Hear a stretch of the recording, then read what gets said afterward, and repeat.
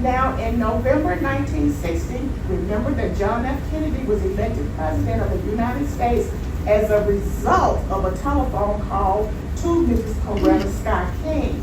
Now, I don't know how many of you remember the election of John Kennedy in 1960, but as I say, if you pull away the pages of American history and Black history in particular, Atlanta is going to come up.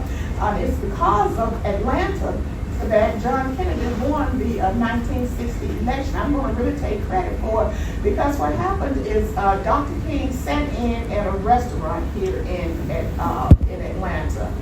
And as a result of sitting in at that restaurant, he was jailed and taken to the most notorious prison in Georgia, the Greensboro State Prison. I don't know if you've ever heard of Greensboro State Prison, but it's one step above hell. That's all I can say. It's worse than, it's on par with Parchment Prison in Mississippi. I'm sure you heard of Parchment. But anyway, not only was Dr. King jailed in this notorious prison, but he was transported in the dark of the night surrounded by 3 German Shepherd dogs just for sitting down at a restaurant. They were really out to get him. And Dr. King said he had never been that frightened before in his life. And we really thought that was the last time that we'd never see him again. But President Kennedy, of course, as you know, was running against President Nixon for the presidency. And Nixon's people told him, why don't you call Mrs. King and just show your support and concern, and maybe that'll get us some black votes. And Nixon said, nah, I'm not going to do that. And Sergeant Shriver, you all remember Sergeant Shriver, President Kennedy's son-in-law, made the same suggestion to President Kennedy. And President Kennedy, being, I guess, more astute, said, yeah, I guess I can do that. And there's a famous photograph of Mrs. King standing in her kitchen talking to President Kennedy on the telephone, talking to Mrs. King on the telephone. And everybody in the Black community around America knew about that phone call. And as a result of that phone call and some maneuvering by Robert Kennedy, King was released from Greensboro. And you can imagine the elation in the Black community when we saw Dr. King walk out of that prison. And as a result, Daddy King, Dr. King's father, Martin Luther King Sr., said, I'm going to deliver a suitcase full of votes in John Kennedy's lap. And that's what he did. Everybody Black in America voted for John Kennedy, which was really astounding because up until that time, many Blacks were Republican. Because you remember, they were Republicans because of Lincoln. Lincoln was a Republican. And they stuck to the party of Lincoln. But as a result of that, Kennedy won. And you recall that he won by a very, very slim margin. And we credit that to what happened to Dr. King here in Atlanta and Blacks all around the country voting for Kennedy. Now, moving right along, you recall that on February 1st, 1960, 4 African-American college students from North Carolina A&T University and HBCU in Greensboro, North Carolina, began the sit-in movement at the local Woolworth store. And you're going to learn a lot about the sit-in movement because that spread all over the country, sit-ins. And many students, it's important for you to remember that college students really propelled the civil rights movement. Someone mentioned Julian Bond earlier today, and Julian Bond and many of the other students in the movement put their college careers on hold just to work for the civil rights movement because Julian Bond was supposed to graduate from Morehouse College in the 1960s. But after he stopped going to college and worked full-time for the civil rights movement, he didn't receive his degree until 1971. So many young Black college students really were delayed in getting their degrees because the youth powered the movement. Now, you remember on November 14th, 1964 was when little Ruby Bridges, that's when she entered the William Frantz Elementary School in New Orleans, Louisiana.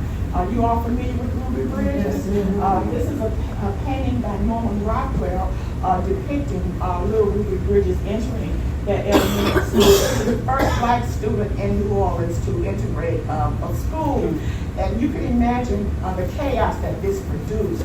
All of the white parents took their children out of the school until there were only 2 people left in the school. That was little Ruby Bridges, a little 6-year-old black student, and her dedicated white teacher, a lady from Massachusetts named Barbara Henry. For most of that year, they were the only 2. She was so dedicated to her profession and so dedicated to human rights that she stayed and taught that one little black child. And the story is just so inspiring. On the left, you can see Barbara Henry teaching the little black child. They're the only 2 people in the school, maybe the janitor and somebody else somewhere else. But several years later, you may remember that Oprah Winfrey reunited them. And they were on her show, and that's Barbara Henry and little Ruby Bridges on the Oprah show, talking about their experiences together. And it's a beautiful, beautiful story in the life of Barbara Henry. Many of you may be from Massachusetts. She attended the Boston Latin School. Am I saying that correct? Yes. Anyway, that's where she said she learned so much about life and humanity, and it really molded her for what she did in New Orleans. So you might want to do more research on this wonderful woman called Barbara Henry. Now, moving right along, I'm trying to move on now. The integration of Southern public institutions of higher learning were particularly difficult and dangerous. Oftentimes, the states would offer to pay school tuition to out-of-state schools rather than admit black students to their revered institutions. There are a lot of people a little older than me who have told me stories that I wanted to go to the University of Georgia, but they wouldn't let me in. I had the grades and test scores, but they paid for my tuition to Yale, or the state paid for my tuition to Northwestern, or the state paid for my tuition to University of Massachusetts, or any of the big, schools in the country, rather than me integrate the University of Georgia and these Southern public institutions. The state would pay these black students to go elsewhere to school. And in January 1961, Charlayne Hunter, many of you may be familiar with her. She's a nationally recognized journalist. Her name is Charlayne Hunter Galt, and Hamilton Holmes became the first African-American students to matriculate at the University of Georgia, causing considerable backlash and rioting. And I remember this very well because they were from my community high school. And I think next to Dr. King, this handsome young man there in the picture, by the name of Hamilton Holmes, is probably my biggest hero because of what he endured at the University of Georgia. And the thing about it is, he really didn't have to go through what he went through at the University of Georgia because he came from a very prominent African-American family of doctors. All he had to do was complete high school, go to Morehouse College, go to Meharry Medical School in Nashville, set up practice in Atlanta, and his life was set. But he chose to integrate the University of Georgia, and I realized years later that he wasn't doing it for himself, he was doing it for my generation, which makes me love him so much. But you just don't realize what he went through at the University of Georgia as being the first black male to matriculate there. He would go into class, come out of class, and the white boys would have taken all the tires off of his car. Mm-hmm. He'd go into class, come out of class, and the white boys would have smeared blood all over his car. He couldn't stay on campus. He had to stay in the black neighborhood with a black family. And even then, the black men of the community had to surround the house with various shotguns to keep him safe. And, that's grueling for a college student to have to go through all of that. And despite all that he went through, please tell me how he managed to graduate Phi Beta Kappa from the University of Georgia. I don't see how he did it. But I think it really caught up with him because when he left the University of Georgia, he was the first black person to matriculate at Emory University Medical School. He became an orthopedic surgeon, but he died very early. He died in his mid-50s. And I'm no doctor, but many people say it's because of the internal stress that he went through at the University of Georgia that really contributed to his early death. And they say the same thing about Jackie Robinson. He died very early too. And they say it's because of all the stress that he went through playing professional baseball. fault that really caught up with him. That's just what they say. I don't know. I just know they died too early. Now let's move on to the freedom riders. Perhaps some of the most courageous people of the modern day civil rights movement were the freedom riders. And this is a really, really wonderful segment of the civil rights movement, because these were ordinary people. These people you see in the picture to the left, these were just ordinary citizens like you and I, who gave up their lives to work for the civil rights movement. And many of these people, black and white, ended up at Parchman Prison in Mississippi. And again, that's one place you don't want to go. Now to the right, you'll see our beloved congressman as a young man, John Lewis there. And after he had been beaten up as a freedom rider, and they were treated so badly, you'll see at the bottom of the picture a bus that was set on fire as they were trying to integrate the transportation system here in America. And believe it or not, they set that bus on fire with people in it. So you'll learn a lot about that as well. Now, of course, the efforts to integrate Southern public institution, the University of Mississippi, was probably the most violent and resistant. You recall that in 1962, a federal appeals court ordered the university to admit James Meredith, an African-American Air Force veteran. And upon his arrival, a mob of 2,000 white people rioted, and 2 people were killed and scores were injured as they were trying to integrate that public institution. And let's move on to the University of Alabama. This is the year that Governor George Wallace stood in the schoolhouse door to block African-American students, Vivian Malone and James Hood, from enrolling as students of the University of Alabama. You recall that President Kennedy deployed the National Guard, and the university was forced to desegregate. But Vivian Malone, the attractive young lady there in the upper right-hand corner, her sister, Vivian Malone is no longer with us, she passed away. But her sister, I think her name is Sharon, she's married to Eric Holder. And you remember Eric Holder is the first black attorney general under President Obama.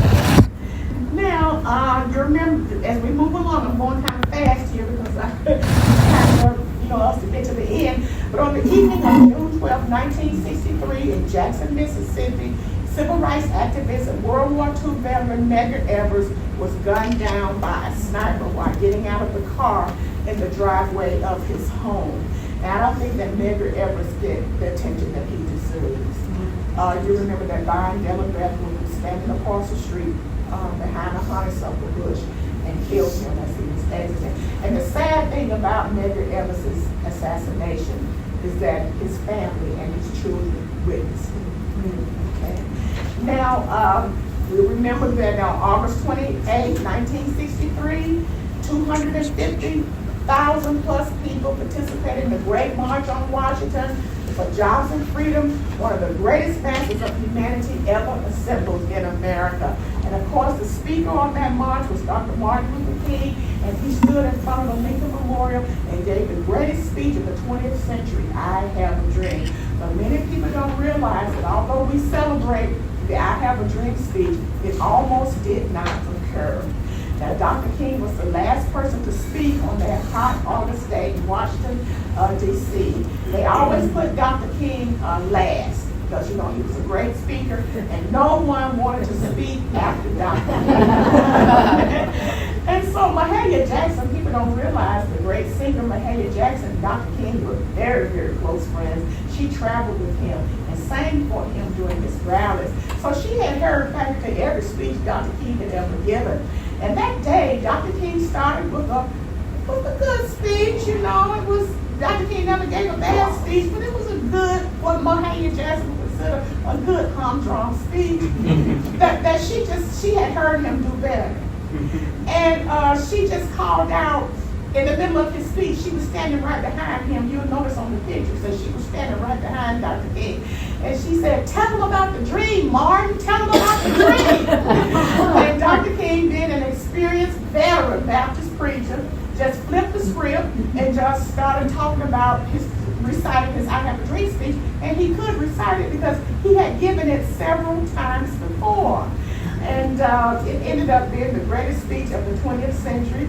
Initially, he was supposed to speak about 4 minutes, but because of the I Have a Dream speech, that speech lasted about 17 minutes. So we have Mahalia Jackson to thank about that.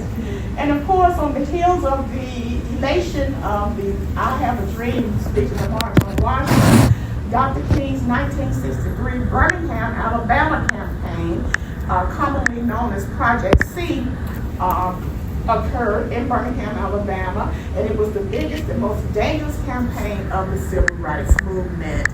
And the thing I remember most about Dr. King and the Birmingham campaign was about the 4 little girls who were killed. And I won't say much about that because you're going to visit the church in Birmingham. You're going to learn so much about these 4 little lives who were in the restroom primping, trying to look their best with their ribbons and crinolines and patent leather shoes and white lace socks because they were going to be on program for Youth Day that Sunday. They were celebrating Youth Day when the bomb that was planted under the steps of the side of the church exploded and killed 4 of them. Not long ago, I was privileged to meet the daughter of the man who was the pastor of 16th Street Baptist Church when this all occurred. And she told me that her father had died around 2009. He was pastor of the 16th Street Baptist Church. And from 1963 up until the day of his death in 2009, she said a day did not go by when he did not mention these 4 little girls because he blamed himself for their murders. Because he said he should not have let the civil rights movement use his church. And his black pastors did not allow the civil rights movement to use their churches because they knew that there was the possibility that they would be bombed. And she said it bothered him until the day he died. No matter what she said he just would not forgive himself.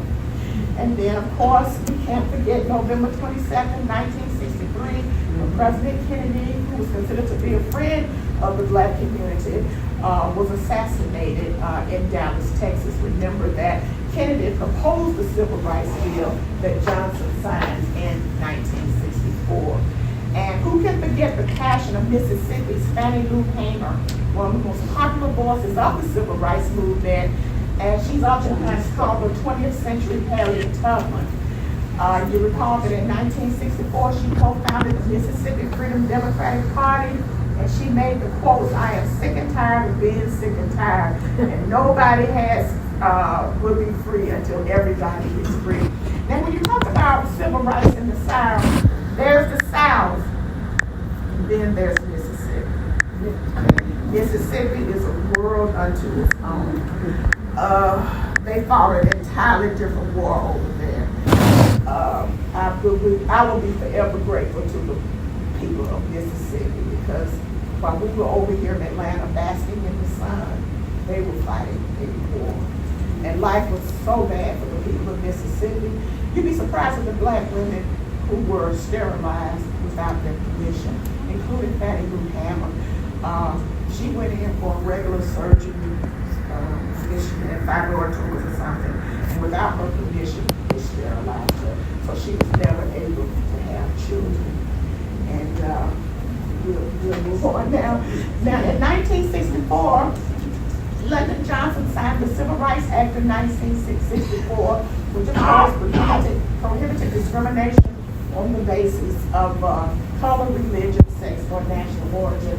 And if you ever see this video on YouTube, and when you see President Johnson passing that pen to Martin Luther King, I hope you'll just have the same reaction I have as a result of that smile that comes on Dr. King's face. Oh my goodness, you can just tell he's just so happy. And I just can't explain that beautiful smile of happiness that comes on Dr. King's face. And of course, in 1964, Dr. King was also awarded the Nobel Peace Prize, and hopefully you'll be able to see that Nobel Peace Prize today. He He was the second African American and the youngest person ever to receive a Nobel Prize. But Dr. King worked so hard during the Civil Rights Movement that oftentimes his aides and his family had to stop and put him in the hospital so that he could get rest. That's just how hard he worked. And when he was awarded the Nobel Peace Prize, when he heard that he had been awarded the Nobel Peace Prize, he was in the hospital here in Atlanta, St. Joseph's Hospital. Now, during the summer of 1964, you recall Freedom Summer. That's when thousands of college students from around the world flooded into Mississippi, both black and white. It's a really, really wonderful event in civil rights history, except that is the time when Sharon Goodman and James were killed. And of course, they were later found about 40 days later in an earthen dam there in Mississippi. And on February 21st, 1965, Nation of Islam leader Malcolm X was gunned down as he prepared to give a speech in the Audubon Ballroom in Harlem, New York. And again, his family, his little girls, witnessed his assassination, and his wife at that time was pregnant with twins. And on Sunday, March 7, 1965, a group of 600 people, including activist John Lewis, sat across the Edmund Pettus Bridge on the march from Selma to Montgomery. And of course, that resulted in Bloody Sunday. And you all are going to actually see that bridge. And I think you're going to have the same reaction I had when I first saw it. It's just a rural country bridge. On TV, it looks like a big, huge bridge. I think you're going to shock that that little bridge changed the world. And of course, in August 1965, the struggle moved to the west. It moved out of the south to Watts, California, and Los Angeles. A black man was arrested for some violation, and the Watts area of Los Angeles, you recall, exploded. And that was significant because the civil rights leaders, civil rights movement left the South for the first time. And then in 1966, Martin Luther King took the movement out of the South to Chicago. He moved his entire family to Chicago, to a tenement house in Chicago to protest unfair housing in that city. But he was a complete failure in Chicago. He just couldn't penetrate that northern racism and that daily machine. And they almost killed Dr. King in Chicago. You'll see that he's getting pelted with rocks and all kinds of cans or whatever there in Chicago.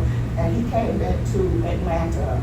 That's one of the few campaigns that he didn't make any progress, because he said that the hate he saw in the North was just 100 times greater than the hate he saw in the South.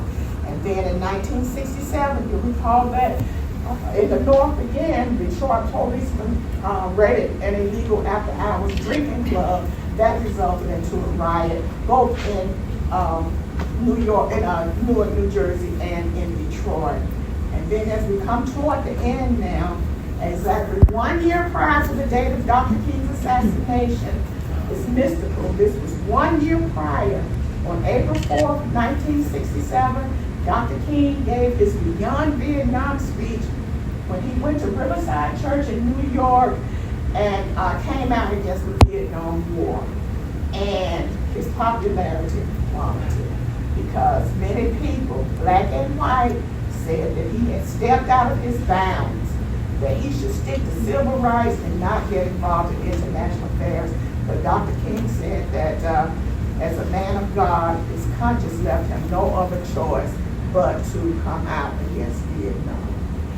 And then on April 4th, 1968, a date that we will always remember, Dr. King was assassinated on the balcony of the Lorraine Motel in Memphis, Tennessee.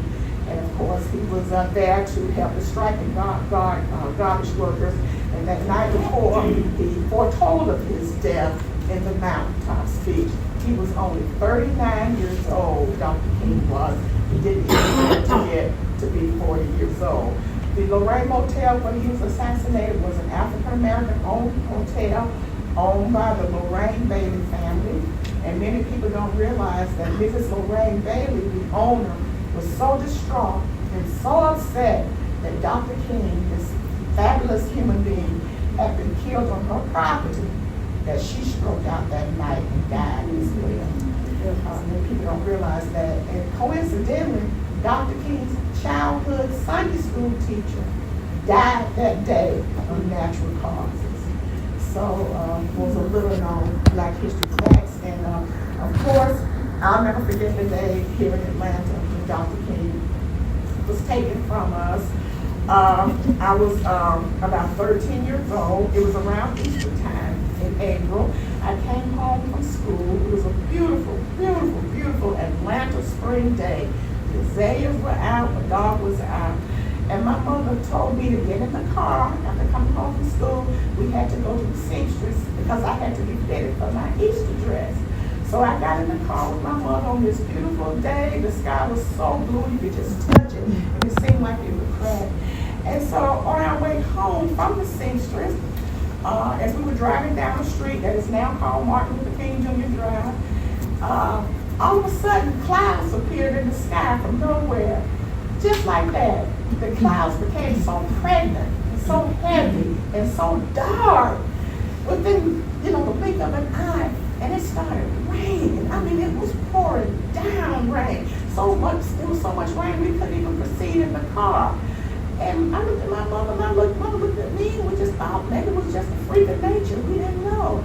And so we drove on home, and we went into the house. The TV was on. We looked at the NBC News during that time, Chet Huntley and David Brinkley, and we heard Chet Huntley announce, it was around 6 o'clock, that Dr. King had been killed in Memphis, Tennessee. And I will never forget what my mother said after that. She said, "Oh, that explains the sudden tsunami, the rainstorm. They were letting Dr. King's spirit go into heaven." And that's my image of Dr. King's death, ascending into heaven, with my mother in the car. It's like I witnessed him going to heaven. And many cities, as you know, exploded into riots when Dr. King was killed, but not here in Atlanta. We were just too sad to riot. This was our citizen. This is the man that we love. He was our friend and our neighbor. Everybody knew Dr. King.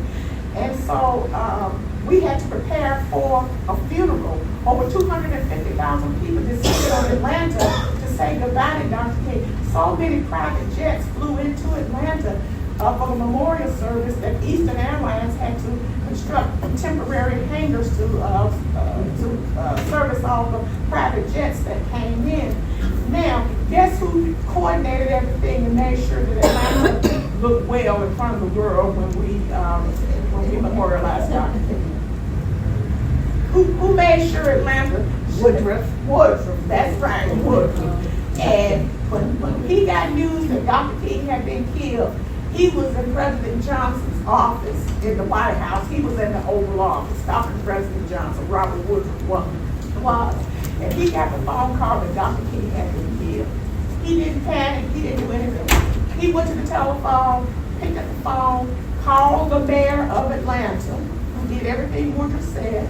And Woodruff said, his name was Ivan Allen Jr., a very progressive mayor during the 60s.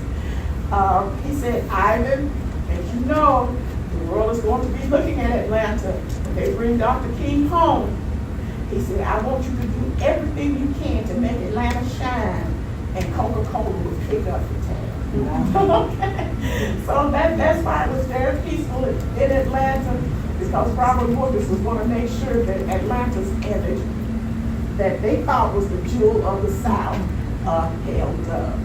And I think that most historians would agree that in 1968, that was probably, I don't want to say the end of the modern day civil rights movement, but that's when Dr. King's death sort of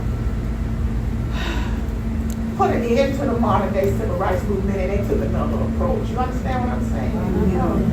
I don't want to say the end because we're still fighting, but that's one of the demarcations of the civil rights movement. Now, I like to always end on a high note, and I'm going to tell you a story that gives me hope.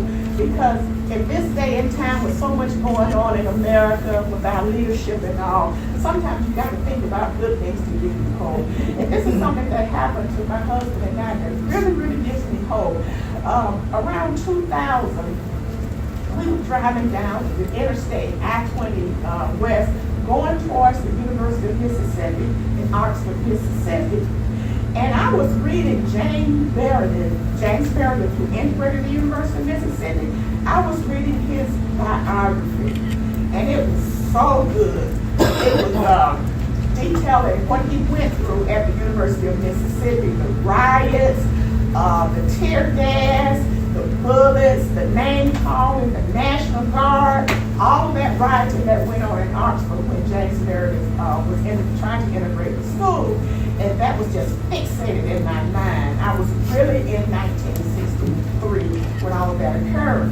And my husband said, let's stop and take a break and go into the rest area. So we stopped the car, went into the rest area. Physically, my body was in the year 2000, but my head was still in the book back in the 1960s at the University of Mississippi. So we walked into the Welcome Center, and this cute little old white lady, she had to be somebody's grandmother. She was so sweet. She had this gray hair pile on top of her head, the sweetest person you could ever want to meet. And she greeted us so warmly. She said, hello, how are you doing? How's your trip going? Are you headed down to the university? Would you like to refresh yourself with a cold? And I became startled because my hand was still in the 1960s. And I was saying, why is she being so nice to us? Doesn't she smell the tear gas? Doesn't she hear the bullets? Doesn't she hear the name calling? And it actually took me a minute or two to shake this off, to shake that image of the book out of my head and realize that this was the year 2000. And I'm so happy I experienced that because it gave me hope that although that happened in the 1960s, here's this Mississippi white woman offering me a Coca-Cola with a smile. So I oftentimes remember that when I get depressed, that you know all hope is not lost. So do you all have any to end up, let's do a little analysis here. We talked a lot about history. What do you think would have happened to the civil rights movement and African Americans had not Lincoln been assassinated? Where would we be today? 100 years ahead. 100 years ahead, that's a good way of putting it. I think it's just one of the terrible things in history that he was assassinated.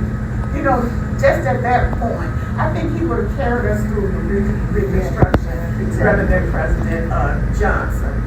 Not Lyndon Johnson, the other Johnson. Now, Dr. King left high school at the age of 15. He graduated from Morehouse College at the age of 19. And by the time he got his PhD at Boston University at 26, he accepted the pastorate of Dexter Avenue Baptist Church. What do you, so his timeline was accelerated. He left high school at 15. What do you think would have happened had he not left high school at 15? What would we be today? Because he was right at... I think he still would have done the same things he did. I'm not so sure because he was right in Montgomery right when they needed him. It was just like some divine hand was moving his life around. But even before the ink was dry on his thesis, he had accepted the pastorate of Dexter Avenue, and the Montgomery bus boycott is what propelled his leadership.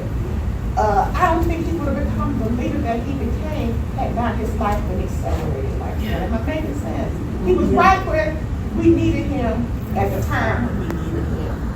And the last question that you can answer, I really can't answer, is will we ever solve the race problem in America? It's going to take a long time. How much longer? Well, we're going backwards. We're definitely going backwards. But how much longer? Will we ever get to a point where America can truly be the country that we know we can be? We need to. You got to keep You have a at dream? it. Okay. I have a dream too. Okay. Well, I think our children and grandchildren are much more open to a fully integrated country. Yeah, I think so too. That's why I still have hope. Yeah. Okay. Any more questions before we head for the bus? It's been a wonderful audience. Thank you for